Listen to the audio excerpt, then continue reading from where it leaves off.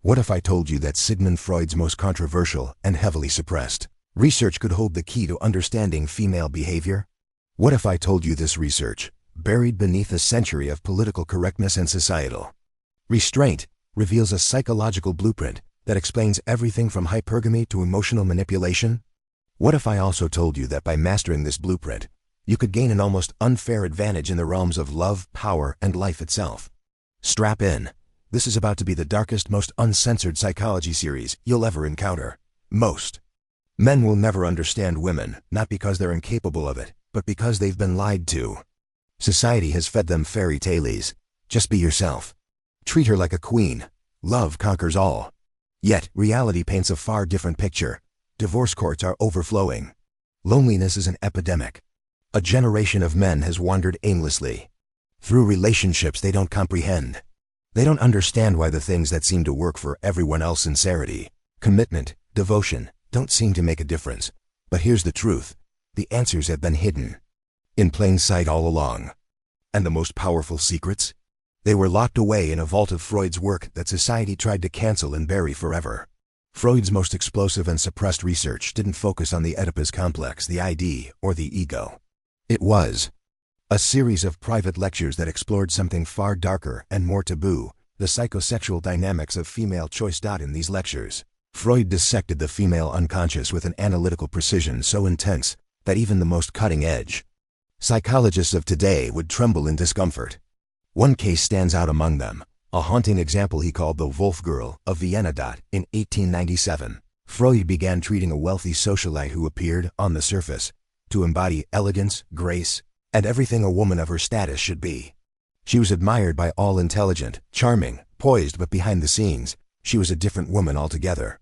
She tormented her suitors, drawing them in with affection and promise, only to abandon them without a trace, disappearing for weeks without explanation. Freud's investigation into her behavior uncovered a disturbing revelation. At the age of 6, this woman had witnessed her mother systematically destroy her father's reputation in their community. The lesson she learned from this traumatic experience: power is not something you take. It is something you extract. And women, especially in their formative years, learn exactly how to do that. This is where it takes a truly dark turn. Freud uncovered that female desire doesn't operate on simple concepts of good men versus bad boys. It operates on polarity, the tension between safety and danger.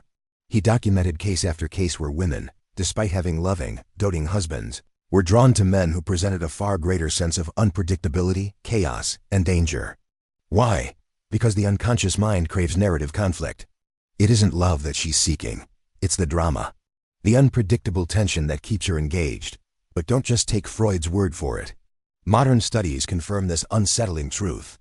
A 2012 study from the University of Texas found that women are 52% more likely to engage with men who exhibit a characteristic Freud termed as controlled unpredictability, men who keep them on their toes, creating just enough tension to maintain their interest. Further studies, such as one from the Journal of Social Psychology, reveal that women rate men as more attractive when they believe other women desire them, regardless of whether or not the man is objectively attractive.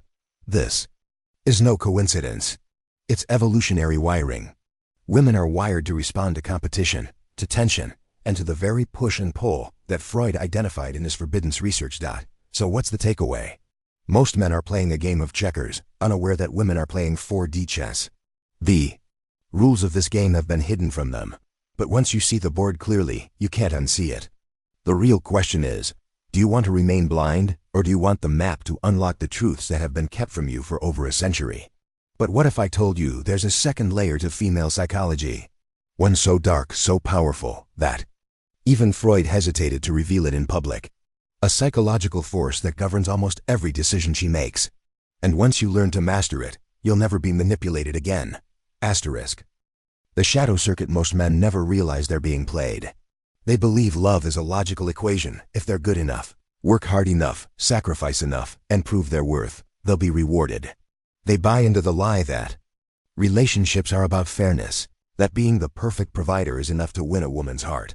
But the truth is far more unsettling. Women don't fall in love with providers. They fall in love with provokers.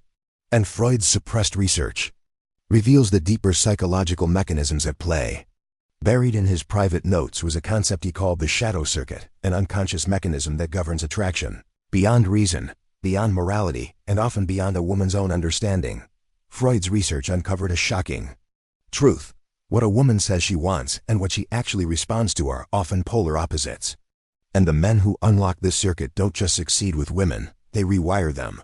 Take, for example, the case of the Countess and the stable boy. In 1901, Freud was consulted by an aristocratic woman who had abandoned her titled wealthy husband for an illiterate stable boy. Society was outraged. How could she throw away wealth, status, and security for a man who could offer her none of those things? But Freud uncovered the dark, hidden truth. Her husband, once a powerful figure, had become predictable. He worshipped her.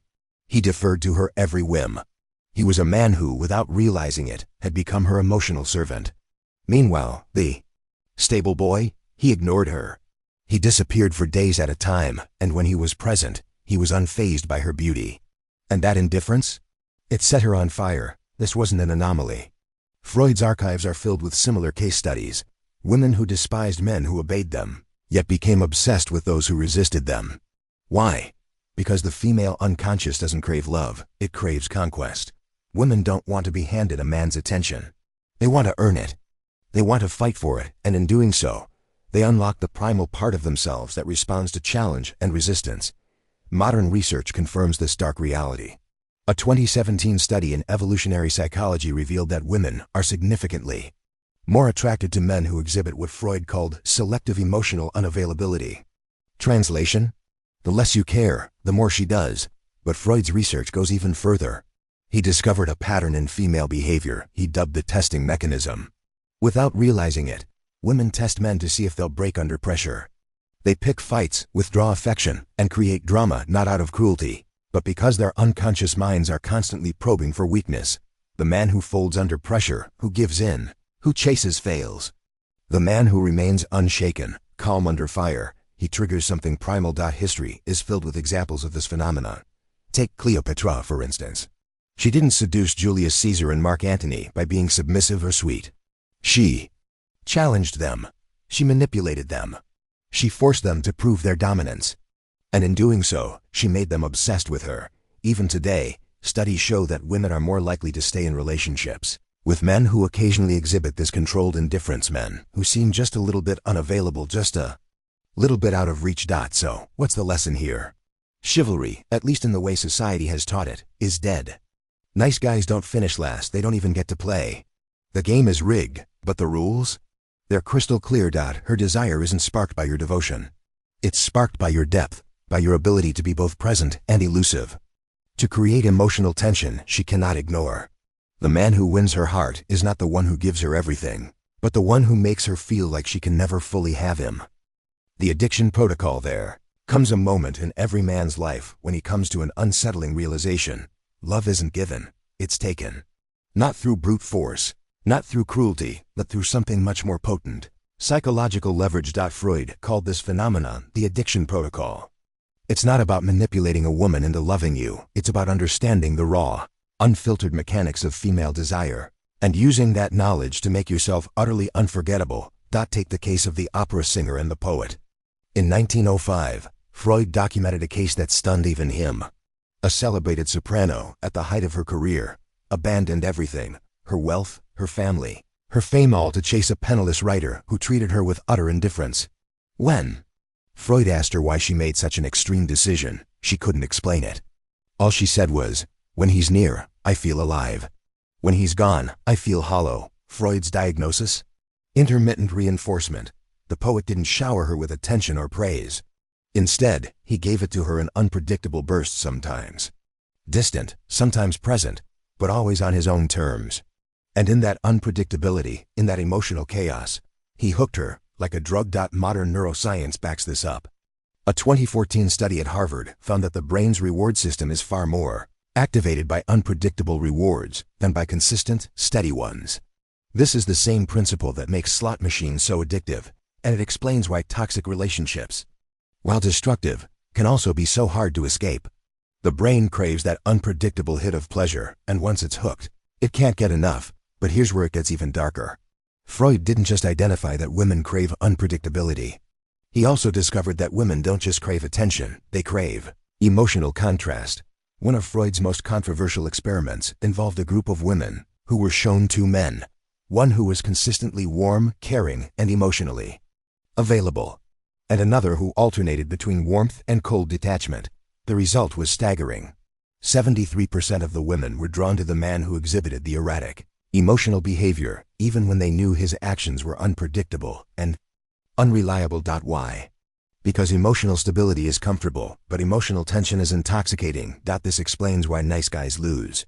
They provide a constant, predictable line of affection, a steady, unchanging stream.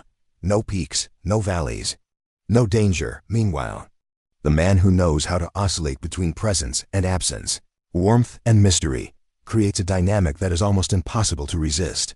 It's not about playing games, it's about understanding that female desire thrives on uncertainty. History's greatest seducers knew this instinctively. Casanova didn't win women by being a reliable, ever-present companion. He won them by being unforgettable. He would disappear for weeks, only to reappear with a letter that left them breathless with desire. Napoleon didn't write to Josephine with flowery words of adoration. His letters were meticulously calculated masterpieces of emotional push and pull, always keeping her on edge, always keeping her craving more. Even today, research shows that women report higher levels of attraction to men who maintain an air of controlled unavailability, a man who isn't constantly available, but is always just within reach, tantalizing and mysterious. So, how do you apply this? First, break the pattern of predictability. Stop answering her texts immediately. Stop always being the one to make plans to chase her down. Pull back, let her wonder. Let her chase. Second, create emotional contrast. Be warm, but never desperate. Be engaging, but never obvious. The goal isn't to make her doubt your interest, to make her hungry for it. Make her crave you and make her question why she does. Freud's next discovery would shake the very foundations of modern psychology. Hidden deep in his private asylum notes was a case so disturbing it remained locked away for a century. The eternal trigger. There's a hidden truth about women that most men will never fully grasp. They don't fall in love with the man in front of them. They fall in love with the man who unlocks something inside them. Freud's most explosive research didn't focus on seduction, it focused on transformation. He discovered that the key to eternal devotion lies not in how you treat her, but in how you change her. Consider the case of the sculptor and the muse. In 1909, Freud analyzed a famous artist who had a long string of lovers, brilliant, beautiful women who abandoned their lives to be with him. But what baffled observers was this: he never begged for their affection. He didn't chase them. He didn't promise forever. Instead, he did something far more potent. He made them see versions of themselves they didn't even know existed. One woman, a shy, reserved artist, described it like this: with other men, I was a prize to be won. With him, I became someone I didn't recognize, wild, fearless, alive. Freud called this emotional alchemy. It's the process of turning a woman's latent potential into an addictive need for your presence. It's not about flattery or empty compliments. It's about creating tension. It's about showing her a version of herself she's never seen before, one that exists only when she's with you. Modern psychology backs this up. A 2018 study in the Journal of Personality and Social Psychology found that people are most attracted to partners who expand their self-concept, partners who make them feel like a better, more dynamic version of themselves. But here's the catch: this isn't about praise. Empty compliments create temporary pleasure. True emotional alchemy requires friction. The sculptor didn't tell his muse she was beautiful. He told her she was wasting her life. He didn't praise her, he pushed her. And in that friction, something sparked inside her. That spark became an obsession. That push was the key to unlocking her emotional need for him. This mirrors the findings of relationship expert Esther Perel, who argues that love thrives in the space between comfort and challenge. The men who become irreplaceable aren't the ones who make a woman feel safe. They're the ones who make her feel evolving. But how do you apply this? First, become a mirror of her potential. Most men reflect back what a woman already knows about herself: her beauty, her charm, her talent. The alchemist reflects something she could be. If she's talented but lazy, don't cuddle her, challenge her to bet on herself. If she's brave but complacent, push her to confront her fears. Second, make your presence a catalyst. The goal isn't to be her escape from reality. It's to be the reason she confronts it. The greatest lovers throughout history understood this. Lord Byron didn't seduce women with poetry. He seduced them by making them want to be the kind of woman who inspired that poetry. Picasso didn't just paint his muses. He recreated them. He didn't celebrate their beauty, he challenged it. And in doing so, he turned them into obsessions, even. Today, studies show that women are most likely to stay loyal to men who disrupt their self-narrative in exhilarating ways. The men who don't just accept her as she is, but make her feel like she's becoming more every day. They are the ones who leave a permanent mark on her heart. Freud's final discovery was even more profound and terrifying. Hidden in his private asylum notes, he documented a case so disturbing it was locked away for 100 years. The story of a woman who became physically ill when separated from a man she consciously despised. This wasn't love. This wasn't obsession. This was something far darker and more primal. And the terrifying truth is, you can activate this same biological switch. The biological lock. There comes a point in every great seduction where something shifts, where her interest stops being a choice and becomes a compulsion. Freud's most forbidden research reveals that this shift is not a poetic exaggeration, it is biological reality. In his censored Vienna diaries, Freud documented the case of a woman so psychologically bound to a man who mistreated her that, even when given the chance to escape, she chose to stay. When asked why, she gave the most terrifying answer of all. Because when I'm with him, I feel like myself. This wasn't Stockholm Syndrome. This was something deeper. What Freud termed psychosexual imprinting. Just as ducklings bond irreversibly to the first moving object they see after hatching, human beings, especially women, can develop primal attachments under specific, intense conditions. Modern neuroscience confirms it. MRI scans show that intense romantic love activates the same brain regions as addiction to cocaine. This is not metaphorical. This is chemical, biological, and real. But here's what most men miss. This is not about being nice or cruel. It's about triggering a series of biological dominoes that, once fallen, cannot be reset. The process begins with what psychologists call effort justification. When someone invests significant emotional energy into a relationship, especially through pain or challenge, their brain rewrites itself to believe that the reward must be worth the struggle. A 2016 Yale study found that women who underwent emotional turmoil early in a relationship reported stronger long-term attachment to their partner than those in smooth-sailing romances.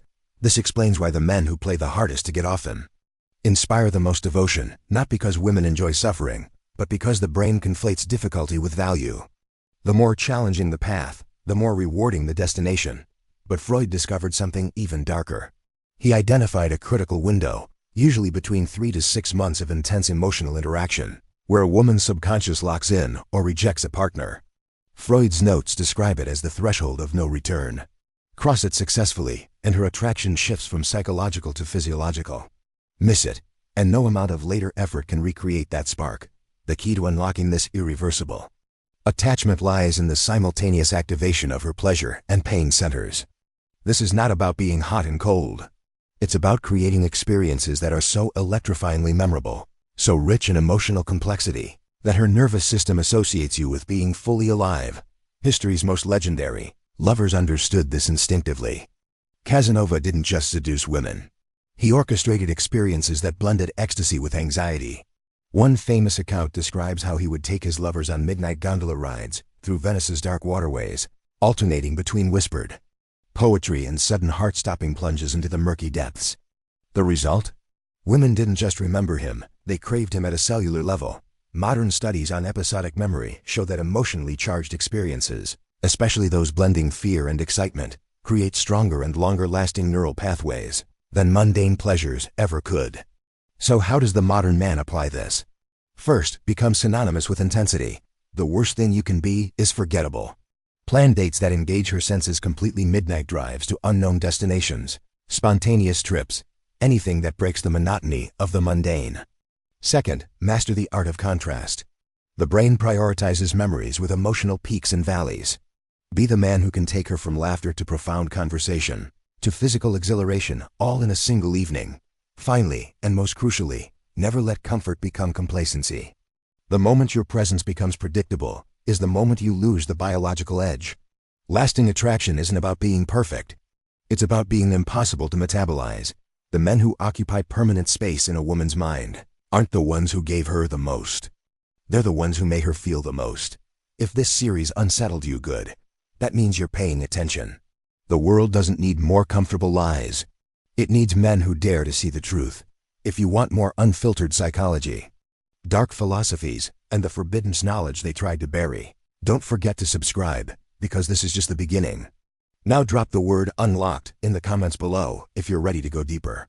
And remember, some secrets aren't meant for everyone, but they were meant for you.